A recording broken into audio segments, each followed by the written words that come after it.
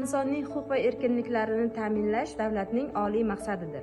Davlat inson hamda fuqarolarning konstitutsiya va qonunlarda mustahkamlangan huquq va erkinliklarini ta'minlaydi. O'zbekiston Respublikasi Konstitutsiyasi 10-bob 54-modda. O'zbekiston Respublikasi Prezidenti Konstitutsiyasi va qonunlariga asoslanib hamda ularni ijro etish yuzasidan Respublikaning butun hududi va majburiy kuchga ega bo'lgan farmonlar, qarorlar va farmoyishlar chiqaradi. 19-bob 110-modda. Ommaviy axborot vositalari erkindir va qonunga muvofiq ish olib boradilar. Davlat ommaviy axborot vositalarini izlash, ta'minlash, ulardan foydalanish va ularni tarqatishga bo'lgan huquqlarni amalga oshirishni kafolatlaydilar. Ommaviy axborot vositalari o'zlari taqdim etadigan axborotni ishonchliligi uchun javobgardir.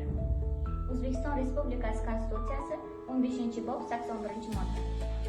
O'zbekiston boshqaruvning respublika shakliga ega bo'lgan suveren, demokratik, huquqiy, ijtimoiy va dunyoviy davlat. Davlatning O'zbekiston Respublikasi va O'zbekiston degan nomlari bir ma'noni anglatadi. O'zbekiston Respublikasi Konstitutsiyasi 1-bob 1-modda.